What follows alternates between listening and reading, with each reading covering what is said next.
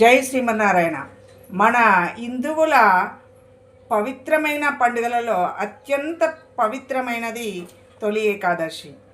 ఈ ఏకాదశులలో అత్యంత ప్రాముఖ్యత కలిగినది తొలి ఏకాదశి. దీనిని మనము శయనేకాదశి లేదా దేవశయని ఏకాదశి అని కూడా అంటాము.